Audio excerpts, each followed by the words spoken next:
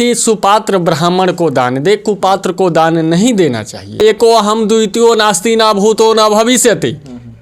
तो इसका प्रामाणिकता कहीं नहीं है कि ये मकर संक्रांति कब से मनाया जा रहा है। यानी अगर हम हिंदू हैं, सनातन धर्मावलंबी हैं, तो टीक होना चाहिए, यानी शिखा होनी चाहिए।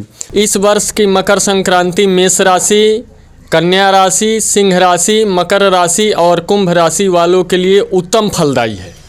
और जिस दिन भगवान शनि के घर जाते हैं उसी दिन को हम लोग मकर संक्रांति के रूप में मनाते हैं। और आप देख रहे हैं NDTV भारत। आज हम बात करेंगे आचार्य संतोष मिश्रा से। क्या नाम है सर आपका? मैं आचार्य संतोष मिश्रा, शक्तिपीठ भंगहा माई स्थान, बेतिया, बिहार। सर आप ये बताइए आचार्य जी, इस साल मकर संक्रांति कितने तारीख को मनाई जाएगी? सबसे पहले मैं भारतीय लोकतंत्र के चौथे स्तंभ आप NDTV भारत के पत्रकार बंधु को अपने तरफ से कोटि कोटि धन्यवाद और साधुवाद ज्ञापित करता हूं। आपका पहला सवाल है कि मकर संक्रांति किस दिन मनाया जाएगा। जी। तो सबसे पहले इस वर्ष असमंजस की स्थिति बनी हुई है कि मकर संक्रांति 14 तारीख को मनाया जाए या 15 जनवरी को मनाया जाए। तो मैं आपके चैनल NDTV भारत के माध्यम से सभी जनमानस को ये संदेश देना चाहता हूं कि इस वर्ष मकर संक्रांति माघ कृष्ण पक्ष अष्टमी तिथि रोज रविवार दिनांक 15 जनवरी 2023 को मकर संक्रांति का पुनीत त्यौहार मनाया जाएगा। अच्छा ये बताइए, इस बार का मकर संक्रांति किन किन राशियों के लिए फायदेमंद है? इस वर्ष की मकर संक्रांति मेष राशि, कन्या राशि, सिंह राशि, मकर राशि और कुंभ राशि वालों के लिए उत्तम फलदायी है। अच्छा, इन राशियों को किस क्षेत्र में ज़्यादा उन्नति मिलेगी? राजनीति क्षेत्र में, विद्या क्षेत्र में, पारिवारिक क्षेत्र में और आर्थिक यानी धन के क्षेत्र में ज़्यादा उन्नति तरक्की होने की संभावना है। अच्छा आचार्य जी, एक और सवाल का जवाब दीजिए, ये मकर संक्रांति क्यों मनाया जाता है, इसका क्या रीज़न है? जब भगवान सूर्य धनु राशि में और मीन राशि में प्रवेश करते हैं तो खरमास होता है, ठीक है। और धनु राशि मीन राशि में जब भगवान सूर्य प्रवेश करते हैं तो खरमास होता है। और खरमास के तुरंत बाद जब भगवान सूर्य धनु राशि से निकलकर मकर राशि में प्रवेश करते हैं, यानी साल में एक दिन ऐसा दिन है कि भगवान सूर्य अपने पुत्र शनि के घर में जाते हैं, ठीक है।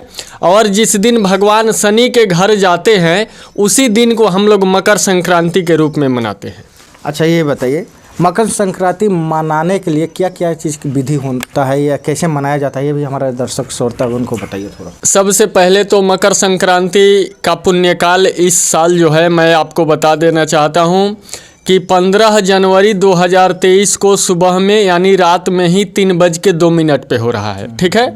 तो शास्त्रों के अनुसार 20 घटी पूर्व और 40 घटी बाद में, यानी 20 घटी का मतलब हुआ 8 घंटा, 2.5 घटी का 1 घंटा होता है, ठीक है। तो 14 जनवरी 2023 को रात्रि 7:02 से लेकर के और 15 जनवरी 2023 को रात्रि 7:02 तक ये मकर संक्रांति का पुण्यकाल होगा। लेकिन 14 जनवरी को रात्रि में पुण्यकाल हो रहा है, इसलिए 15 जनवरी 2023 को मकर संक्रांति का पुनीत त्यौहार मनाया जाएगा।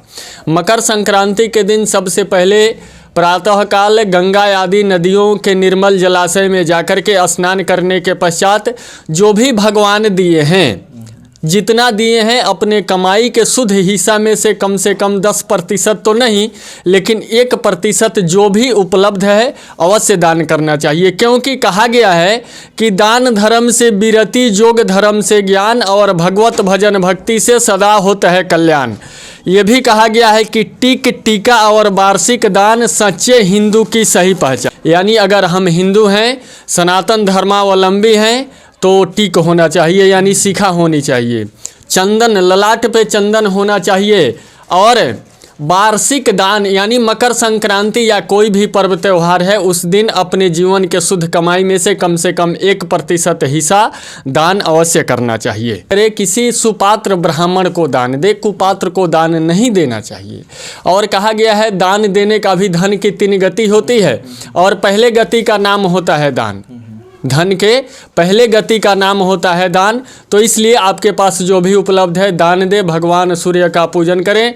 भगवान भास्कर की कृपा से, भगवान भास्कर के उदित किरणों की भांति आप सभी जनमानस के जीवन में जो भी कष्ट, दुख, दारिद्र्य आदि व्याधि, रोग, जरा, पीड़ा है, सबका समूल नाश होगा। इसमें लेस मात्र भी संशय नहीं है।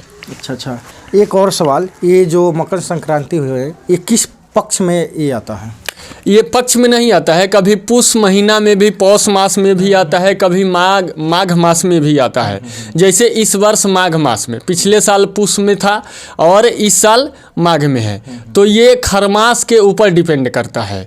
भगवान सूर्य धनु राशि से, खरमास कब लगता है, धनु राशि में कब प्रवेश करते हैं, धनु राशि से निकलकर मकर राशि में ज्यों ही प्रवेश करते हैं, मकर संक्रांति का त्यौहार हम सब मनाते हैं। अच्छा, जैसे धनु राशि का बात किए जी, क्या खरवास जब लगता है तो धनु राशि वाले के ऊपर क्या संकट भर जाता है? देखिए, धनु राशि के स्वामी भगवान बृहस्पति हैं, जिनको देव राजगुरु कहा जाता है, और भगवान सूर्य को राजा कहा जाता है। ग्रहों में राजा है, नृप है भगवान सूर्य। तो एक राजा का कर्तव्य होता है कि जब अपने गुरु के समीप जाए तो उसका तेज स्वतः कम हो जाता है, और कम तेज होने के कारण एक महीना, उसी एक महीना को खरमास कहते हैं। अच्छा, ये जो है मकर संक्रांति, ये कितने वर्षों से मनाया जाता है? ये अनंत काल से आ रहा है। सनातन धर्म कब से है ये किसी को पता नहीं है। सनातन धर्म था, है और रहेगा। एको अहम द्वितीयो नास्ति न भूतो न भविष्यति। तो इसका प्रमाणिकता कहीं नहीं है कि ये मकर संक्रांति कब से मनाया जा रहा है।